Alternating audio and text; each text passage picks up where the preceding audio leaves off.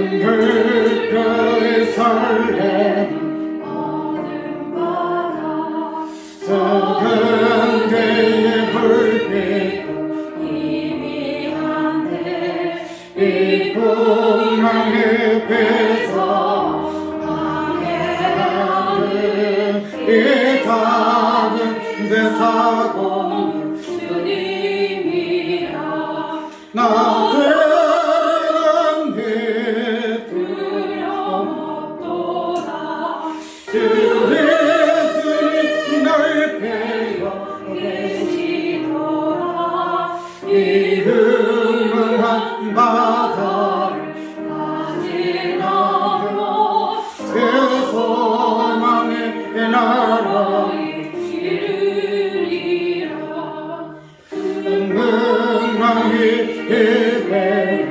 이어버려 저기 건물 휘걸려 달려드나 이 바다에 헤어져 방해하는 그 사고는 주님이라 나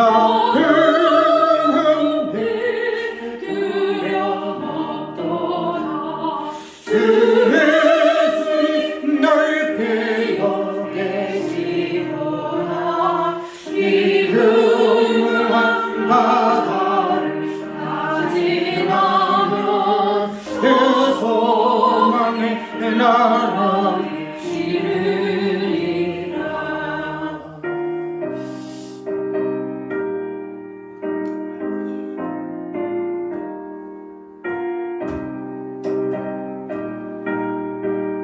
나 두려움없네 두려움없도다 주 예수님 늘 깨어 계시도다 이 흉흉한 바다를 다 지나면 저 소망의 나라에 이르리라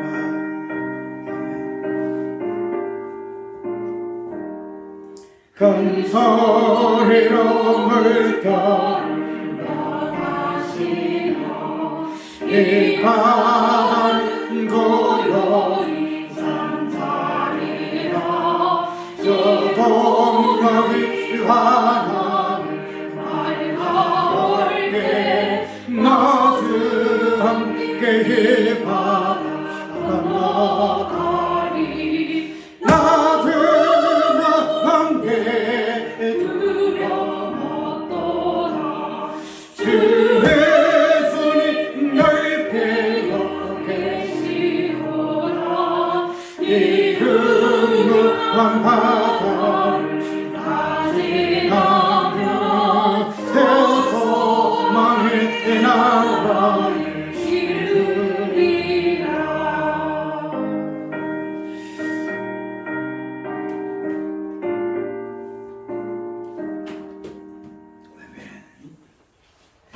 저번에 그 살펴본 부분이 땅끝 강야의 복음과 저 강야의 의미와 땅끝까지 의미가 무엇인가 하는 부분을 살펴봤죠.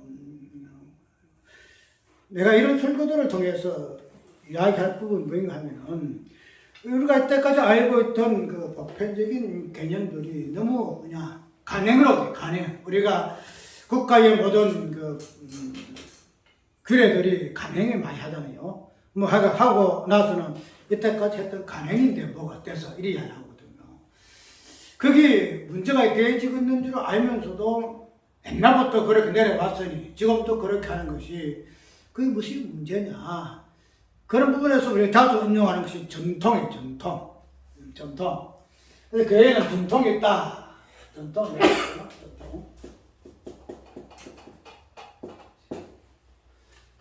근데 이 전통이 아주 잘못된 거예요. 전 자체가.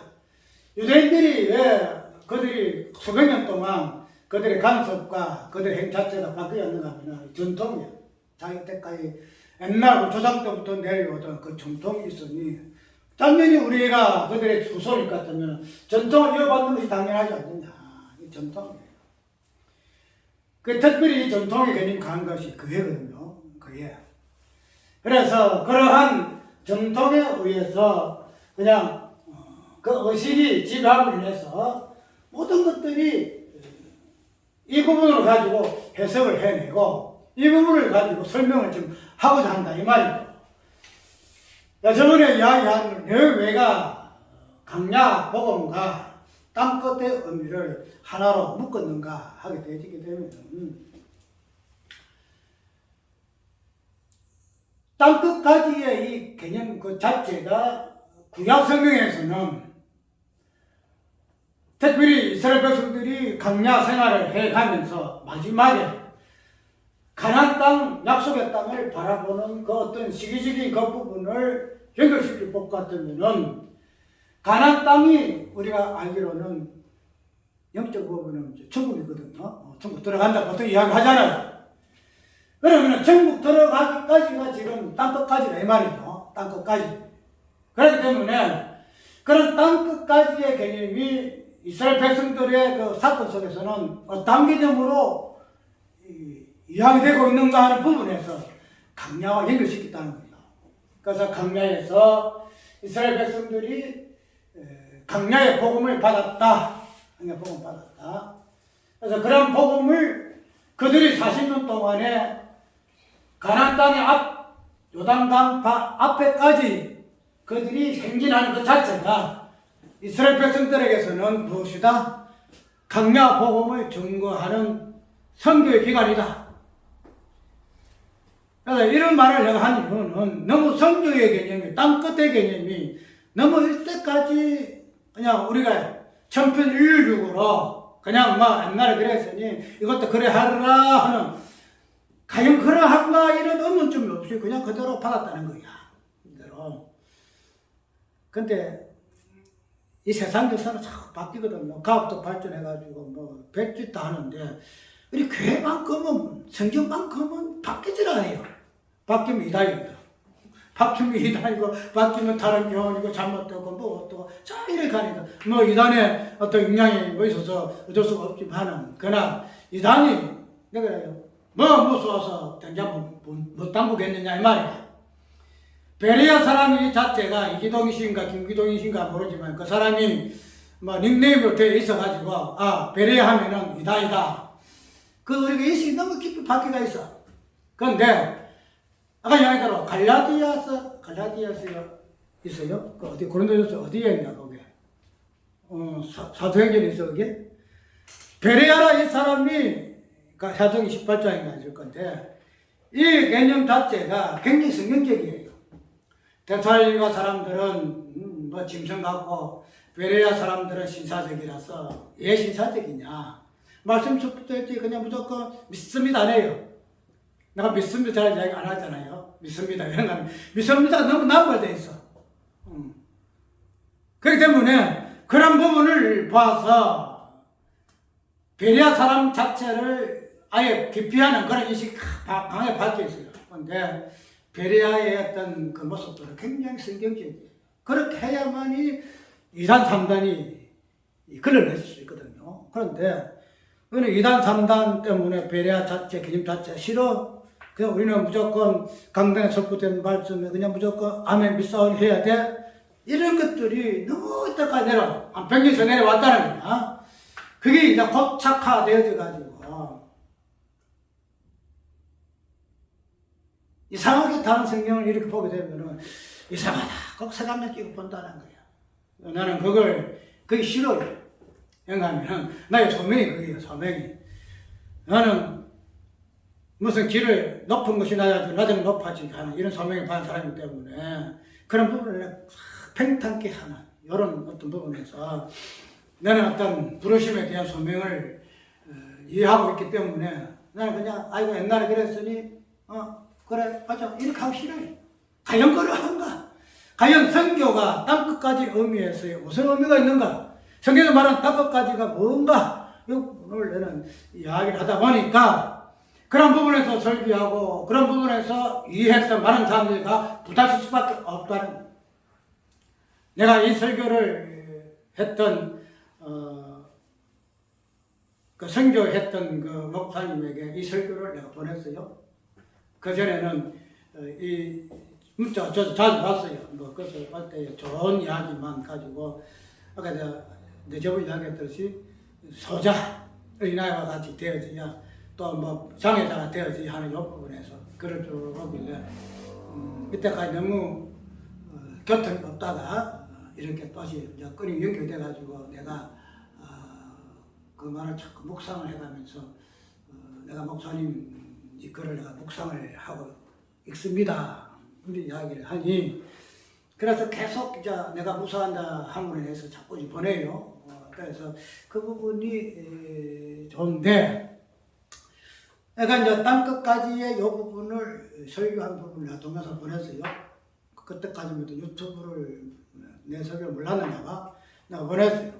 휴대폰 통해 가지고 보냈는데 그 보낸 후로부터 그 문자가 다 끊겨요. 그러니까 내가 뭐 너무 눈세서적인 내가 뭐 그긴지 몰라도 이 땅끝의 개념, 특별히 선교사에게 오랫동안 헌신한 그 사역 자체가 이런 땅끝의 의미가 무엇인가 하는 이 부분들로 설명되어지기 위해서 그게 혹시 훼손되지고 그것이 폐매되어지는 이 부분이 있어서 좀 마음에 좀 그게 됐는가 싶어서 그래 했는지 아니면은 오늘 토요일이니까 주일날 설교 준비 때문에 안 보냈는지 그건 내가 모르겠어요. 그건 모르겠는데 월요일날 보면 알아요. 근데 어쨌든 나 이런 부담을 안고 내가 이 설교를 해요. 이 부분을 왜 하는가 하면은 내가 전에 저번에 있을 때에 어느 목사님과 성경 토론을 한번 제의했어요. 그래서 목사님이 알고 있는 그 성경하고 내가 알고 있는 성경하고의 이 부분들이 과연 성경이 그런 한 부분을 그래서 앉아서 한번 토론해볼까요? 이런 이야기를 했는데 그 부분이 성사 안 됐어요.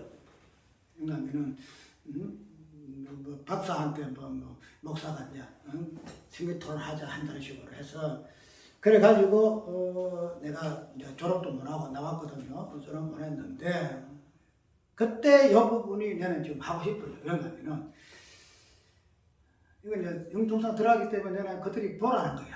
왜냐하면은 저금교회에서 그걸 공개적으로 내가 목사님 통해서 제안했을 때에 여러 가지 사유로 무산되어졌는데 이제는 저금교회 목사님들의 그 설교를 내가 이 설교를 재해석함으로 과연 그러한가는 부분을 가지고 설교함으로 인해서 이 부분들이 비교되기를 원한다. 과연 그러한가? 자기네들 알고 있는 성경 설교가 과연 그러한가? 내가 선포하는 설교가 과연 그러한가? 이 부분을 이 설교가 서로 선포, 동영상을 주고받음으로 한번 살펴보자. 그런 부분들을 옛날에 그렇게 뭐 여러 가지 조건 때문에 못했지만 이제는 이 설교를 통해서 야, 왜? 동영상이 퍼지니까. 동영상에서는 내가 당신은 보지 마라, 당신은 봐. 이게 안 되잖아. 누구든지 들어와서 보거든. 그러니까 이 부분에서는 뭐 비교되지 않을래 안 할 수가 없어요. 같은 본문을 이야기하게 되면은. 그래서 내가 지금 동영상 뜨고 있는 목사님들의 설교대인데 하나하나 더듬을 거예요. 하나하나 더듬어서 과연 저금교회 목사님들의 그 설교가 저금 자체가 개혁이다. 개혁이다. 현실교회 우상숭배에 대해 새롭게 세우기 위해서 재건을 섰을 것 같으면은 그러면 저금교회 목사의 설교가 과연 재건적인 개혁적인 설교냐? 일반 설교에서 이렇게 하더라면 그러면 저금교회에서는 그렇게 하면 안 되지. 맞죠? 왜? 일반 교회 우상에서가 다 무너지고 마귀당이 다 되어 있는 상황에서 그들이 목사 입에서 나오는 설교가 똑같으면은 재건에 대한 의미가 없단 말이야. 그럼 재건은 달라야지. 뭐 설교 본문이 그러하니까 그렇게 한다 할지라도 그러나 본질적인 그 의미에서 그들이 설교 선포하는 그 내용 자체가 뭔가가 좀 달라야 된다 이 말이죠. 그거를 내가 이야기 좀 하고 싶어요. 과연 옛날에 우리 선조들이 재건을 했을 것 같으면 오늘날에서는 정확히 목사들이 말씀을 통해서 재건을 해야 한다. 그런데 말씀에 설교에서 재건에 어떤 의미가 보이느냐?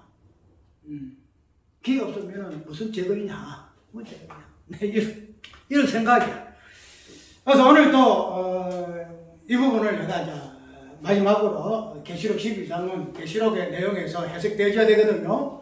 그래서 이제 그거는 다음에 이제 또 순서에 따라 하게 되면은 12장을 같이 곁들여서 이제 할 것인데, 오늘은 전에 했던 성교적인 의미에서 강야와 땅끝의 의미가 무엇으로 어떤 의미인가 부분을 우리가 살펴봤기 때문에 이제 계시록에서 말하고 있는 그 땅끝, 오늘 이게 내용이 그거예요. 땅끝. 땅끝의 의미가 무엇이며 강야가 무엇이며 그 다음에 그로 통해서 오늘 제목이 되죠. 양육의 개념이 무엇인가 하는 이 부분을 한번 살펴보고자 하는 거야. 왜냐하면 우리가 땅끝에 대한 개념에서는 무조건 성교 개념이 나오잖아요. 성교 개념이 나오고 왜? 땅끝까지 복음 증거하라는 그런 법이기 때문에 땅끝도 분명히 성교죠. 성교. 말씀 선포거든요. 말씀 선포인데 그러면은 이런 말씀 선포 성교적인 이 부분에서 오늘 계시록에서는 어떻게 나오는가 이 부분을 보자는 거야. 여기에 계시록 12장에서는 뭐 성교라든지 말씀 선포라는 이 부분은 하나도 안 나와요. 근데 왜 이 부분을 내가 이야기하고 있는가 하면은 우리 계시록은 모든 것에 이제 마무리하는 그러한 내용들이에요. 뭐 장세로부터 장세기 고로 마지막까지 큰 내용을 장세기 22장, 계시록 22장을 통해서 이야기하고 있단 말이죠. 그러면은 뭐 복음서에 아니면 서신서에 아니면 구약에 있었던 모든 내용들의 어떤 개념들이 이 계시록에 있는 그 내용들을 통해서 하나하나가 이제 이렇게 정리가 되어지는 부분이 계시록의 내용이에요. 그러면은 우리가 이때까지 알고 있던 그 땅에 대한 개념, 땅에 대한 개념이 분명히 나오거든요. 계시록에 뭐 12장뿐만 아니고 계시록 전체에 땅에 대한 내용들은 많이 나와요. 그러면은 계시록에서 나오고 있는 이 땅끝, 그 다음에 땅끝만 나오느냐?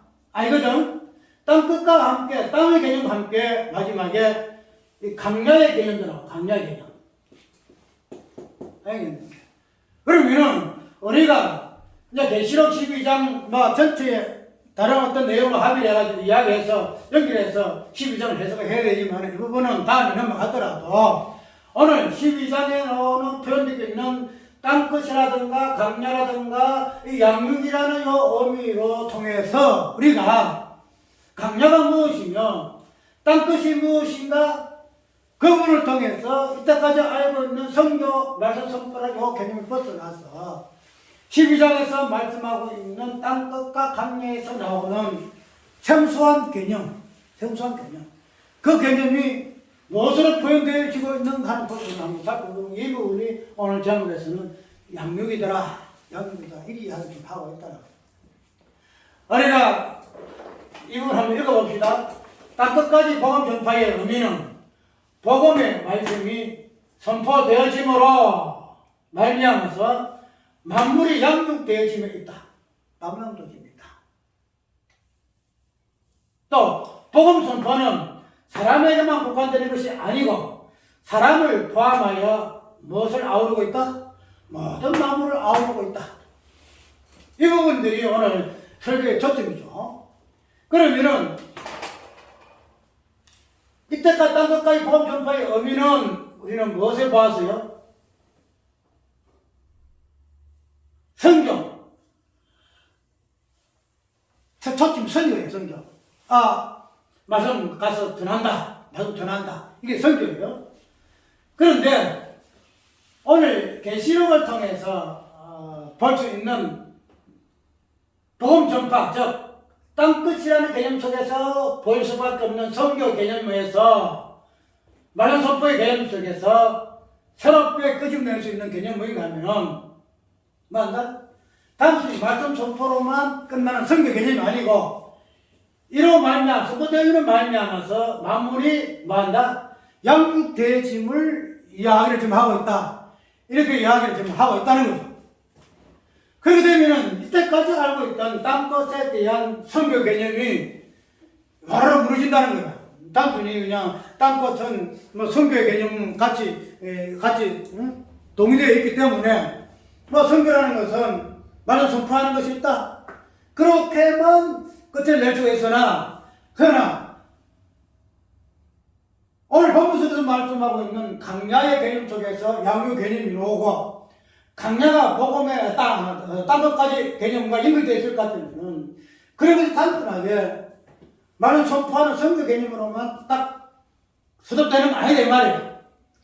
그래서 이러함으로 인해서 우리가 이때까지 선교의 개념을 새롭게 정리해야 되고, 선교 사역을 하기 위해서 뭐 선교 사역이 나쁘다는 절대 아니야. 왜? 복음이 들어가 전도라는 것은 말씀 전하는 사람이 있어야 되거든요. 그 아무것도 전하지 않으면서 성경의 로마서에서요, 듣는 이가 전하는 이가 없으니 누가 들으리요? 그랬잖아. 전하는 이가 누가 들으리요? 전하여 들어지기 때문에 그들이 말씀을 듣고 할 수 있단 말이죠. 그게 나쁘다는 건 아니에요. 그런데 그런 부분은 어떠한 조건적인 현실 속에서 얼마든지 할 수 있는 부분이지만은 본질적인 의미에서 선교와 땅끝까지의 그 개념은 단순하게 선교 개념으로 끝나지 아니한다는 거죠. 그 부분들이 서로 양육으로 이야기를 하고 있다. 내가 저번에 이야기했지요. 땅끝까지 이 부분을 지정학적으로 지적으로 하는 것이 이것이 땅 것이고, 이것은 땅 중간이고, 이것은 땅 시작이고, 이런 개념이 아니고, 땅 끝이라는 이 개념 자체가 예수 그리스도의 그 충만성, 처음이요 나중으로서의 자기 땅이라는 예수 그리스도와 땅이 예수 그리스도의 그 실존의 인물로 인격화된 부분이 예수 그리스도거든요. 지금 예수님의 그 땅, 그 주변에서 한번 언급했죠. 자기 땅이 오면 땅은 예수님이에요. 자기 땅 예수님. 그 자기 땅이라는 이 땅의 개념이 인격화되고 실존이 예수 그리스도 모습이거든요. 그렇기 때문에 땅 끝까지 이 부분이 마지막에 당신이 이 땅에 오셨잖아요. 마지막에 처음에는 선지자들로 율법으로 여러 모양으로 여러 가지 모습으로 말씀하신 하나님이 마지막에는 누구요? 마지막에는 아들로 말씀하셨다. 그 땅 끝까지 여기 이게 예수께서 당신이 마지막으로 처음부터 마지막으로 오셔서 말씀을 선포하고 강요의 복음을 선포한 이런 부분으로 우리가 해석하게 되어지게 되면은, 그냥 우리가 땅끝까지 했던 이 부분이 우리 입장에서만 선교하는 어떤 소명에서나 땅끝의 개념을 가지고 선교를 소명을 가지고 해야 된다는 이 자체가 아니라는 거야. 이 부분에서 예수 그리스도의 어떤 부분이 설명되어야 할 것이고, 그 다음에 아까 이야기했던 우리가 어떠한 방법으로 어떻게 해야 된다? 이렇게 할 것인가, 이렇게 선교할 것인가, 이렇게 전할 것인가, 그 방법론이 나오는 것이고, 이렇게 했네. 그 다음에 주어가 마지막에 목적에 의해서 우리가 받으면 절대 한다는 거예요. 주어가 마지막에 주어로 끝이 많이 한다는 거예요. 그러면은 오늘 본문 속에서 양육 개념이 오는데, 이 본문을 한번 읽어보게 되면 어떻게 하죠? 한 여자가 있는데 그 발에 다리 있고, 여자가 아이를 비해 해산하게 되어 아파서 애써 부르짖더라. 그런데 이제 용이 나타나서 여자를 갖다가 어떻게 해코지하려고 그러죠. 그런데 6절을 보게 되면은 그 여자가 강야로 도망하며 거기서 1260일 동안 저를 양육하기 위하여 하나님의 예비하신 곳이 있더라. 이렇게 이야기하고 있잖아요. 그런데 이 6절에 있는 말씀이 또 14절에 13절부터 읽어보면, 용이 자기가 땅으로 내쫓긴 것을 보고 남자를 낳은 여자를 핍박하는지라 그 여자가 큰 독수리의 두 날개를 받아 강야 자기 곳으로 날아가 거기서 그 뱀의 낯을 피하여 한 떼와 두 떼와 반 떼를 양육받으매, 이렇게 이야기하고 있잖아요. 그 되면은 이러한 사람들이 지금 용의 어떤 그 출처, 그 다음에 용으로 인해서 어떤 현상이 일어나는 이 부분까지 이야기하고, 용을 피해서 여자가 어디로 가죠? 강야로 도망한다. 강야로 도망하는데 이 강야가 그 뒤쪽 보기에는 그냥 강야가 아니에요. 자기 곳이라 자기 곳. 강야 자기 곳으로. 강야가 그냥 저 멀리 있는 거 아니야. 여자의 장소가 강야다 이 말이에요. 그 자기 곳으로 이렇게 표현하고 있는데 이렇게 강야로 간 이유가 어디예요? 강야로 도망하니까 어디죠? 1260일 동안 양육받기 위한 뭐가 있어요? 하나님의 예배한 곳이 있더라 이리 이야기하잖아. 즉 강야가 단순하게 그냥 도망하기 위해 있는 것이 아니고 도망을 갔는데 그 강야 자체에서 하나님이 무엇을 해요? 1260일 동안 3년 반 동안에 양육하는 장소로서 강야를 이야기하고 있다는 거죠. 그런데 이 강야가 아까 강야로만 표현되는 게 아니고 땅으로 이야기되고 있어요. 예를 가면은 용이 하늘에서 쫓겨가가지고 땅으로 내쫓겼잖아요. 그 땅에서 여자를 해코지를 해요. 죽이려고 해요. 그래서 막 물을 트여가지고 여자를 잡기로 하니까 땅이 어떻게 해요? 여자 그 물을 탁 그냥 다시 자기가 대신 받아가지고 여자를 갖다가 보호하잖아요. 그렇게 되면은 이 땅과 강야는 맞물 수밖에 없는 그런 의미가 있다는 거예요. 그래서 아까 전에 얘기했대로 강야는 곧 땅이다. 강야 곧 땅이다. 이렇게 하는 이유가 여기 있다는 거죠. 그렇게 되면은 일단 계시록에서 나오는 이 여자가 강야로 도망을 가게 되어졌는데 도망감으로 인해서 하나님께서 어떠한 은혜를 베푸죠. 그냥 도망가가지고 니 뭣도 살아라, 니 알아서 알아라 이게 아니고요. 아니고 어떻게 해요?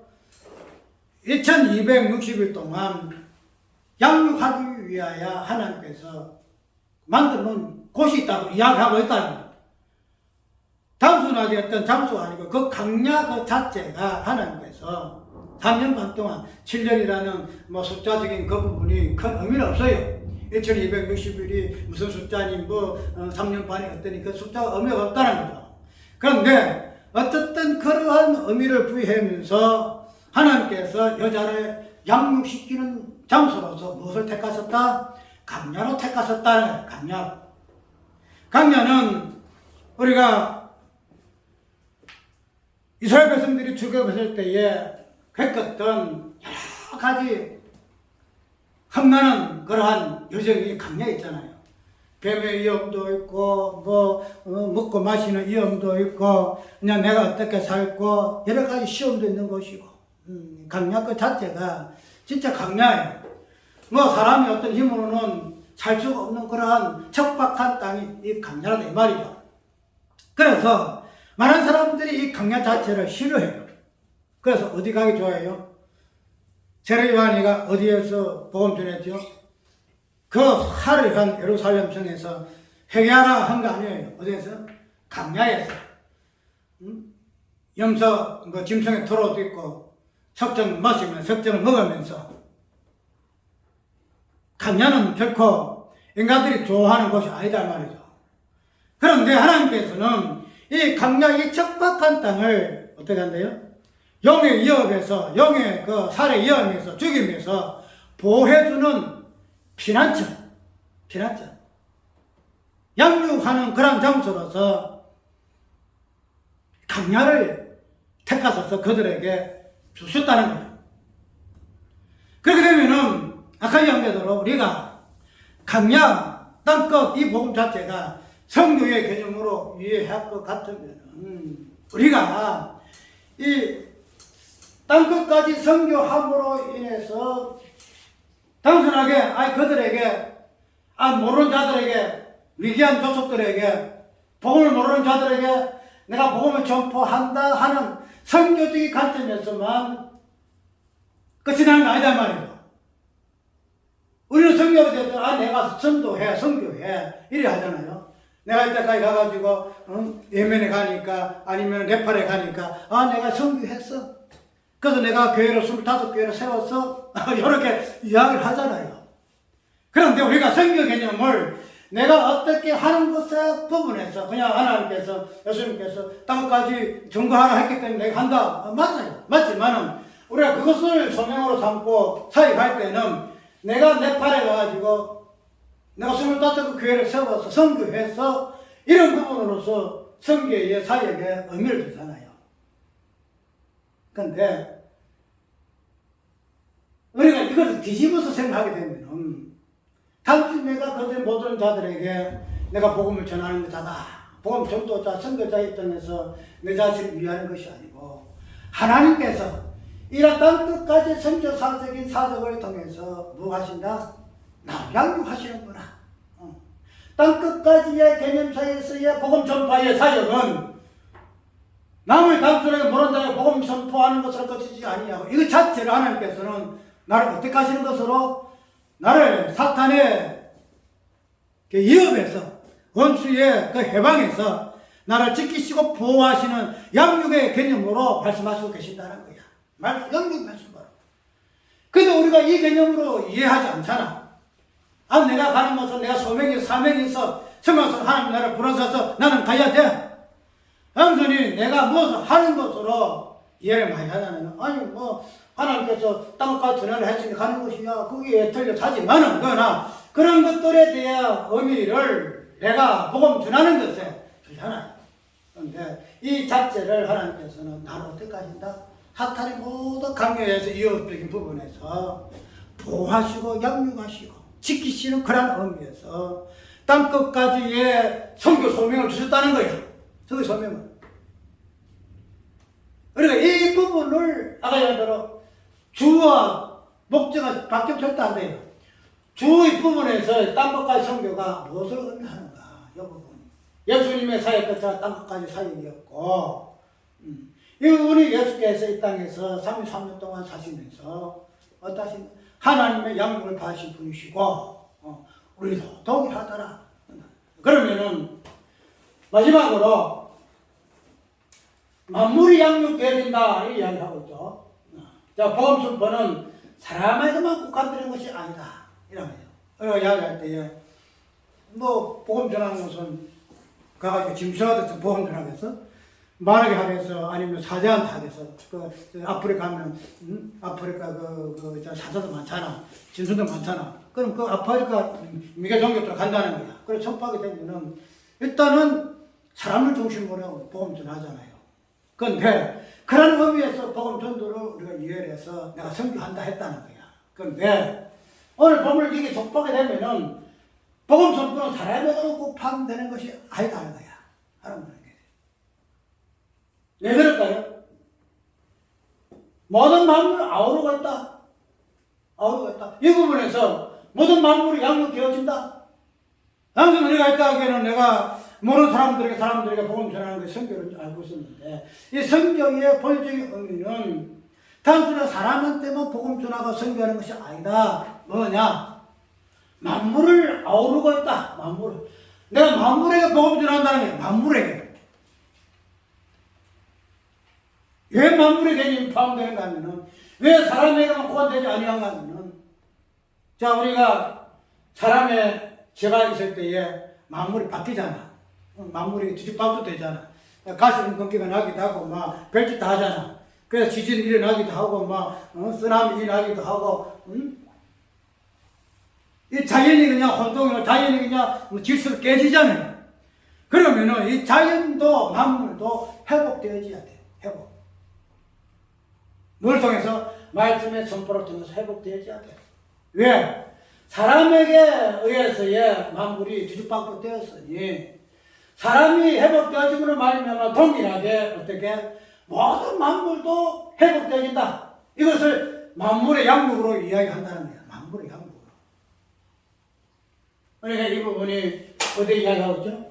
로마서 8장 18절에서 보잖아. 모든 만물도 하나님의 아들이 나타나기를 고대한다. 모든 피조물도 탄식한다. 탄식한다.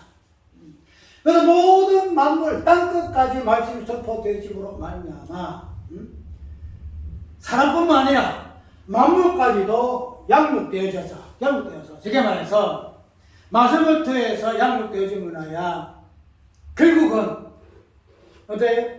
사탄의 계략으로, 사탄의 죄로 인해서 뒤집박되었던 사람과 만물이 정창조된 그런 완전한 상태로 회복되어지는 부분을 성경은 양육이라 이야기한다.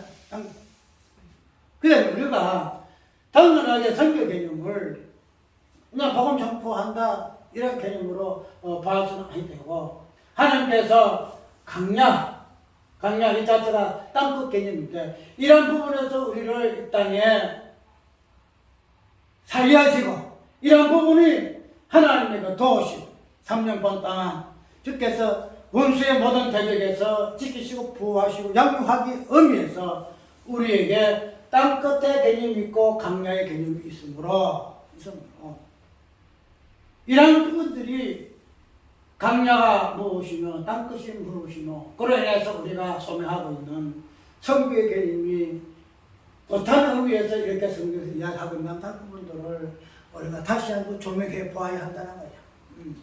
그렇지 않고 그냥 내가 선교사니까 선교해야 하고, 나는 뭐 이 땅의 목사보다도 선교하는 것이 내가 더 좋아, 그런 부분에서 선교적인 그 부분을 문지 소명의 의식으로 우리가 생각할 수 있으나, 그러나 현정한 말하는 땅끝 강야 그 부분이 무엇인가?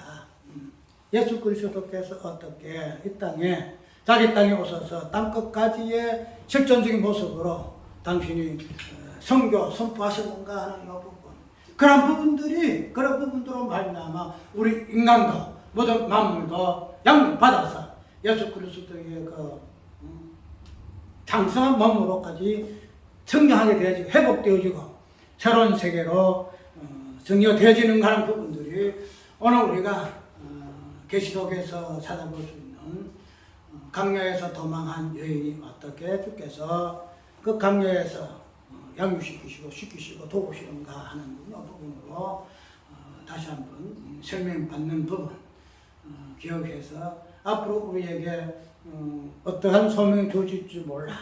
선교사적인 소명이 주어질는지 그거는 우리가 몰라요. 그런데 그런 부분이 있다 할지라도 선교라는 것이 이런 것이고, 단순히 내가 복음 전하기 위해서 어디 애국 가가지고 멀리 가가지고 복음 전하는 것만이 선교가 아니구나. 그래서 선교는 예수 그리스도께서 이 부분을 어떻게 우리에게 땅끝까지 내 정이 되리라고 부탁하신 이 말씀 자체를 주께서 어떻게 당신이 먼저 행하셨는가, 먼저 이 부분을 소명을 완수하셨는가, 그런 부분에 의해서의 의미를 강야와 복음 땅끝과 양육의 개념으로 먼저 이해해서 성교의 개념을 다시 재해석을 해야 한다는 거야. 그렇게 해야만이 그것이 하나님이 기뻐하시는 땅끝까지의 선교 소명이지 않겠느냐 하는 부분. 그렇게 되게 되면은 내가 잘할 것이 하나도 없어요. 내가 나가 선교해서 내가 몇 개 교회를 세워서 내가 복음 전해서 내가 얼마나 어려웠는데, 그것이 내 입장에부터는 내가 드러낼 만한 하나님 은혜이겠지만, 그거는 이 자체가 하나님의 양육이야. 나는 이러한 부분을 통해서 양육시키는 거야. 이런 것을 통해서 원수의 모든 해방에서 지키심에 하나님의 은혜의 실상이 여기 있다는 사실을 보게 되기 때문에 선교사 했다고 자랑하고, 내가 뭐 선교사 안 하고 뭐 다른 사회 간다라도 내가 그거 필요가 없다는 거예요. 우리가 요한계시록에 나오는 이 부분을 통해서 땅끝 선교, 강야, 양육 이 부분들이 어떻게 성경에서 본질적으로 말해지고 있는 부분이라 하는 부분을 살펴봤으니, 이러한 부분이 앞으로 우리의 사역에 밑받침과 기초가 되기를 바랍니다. 찬송가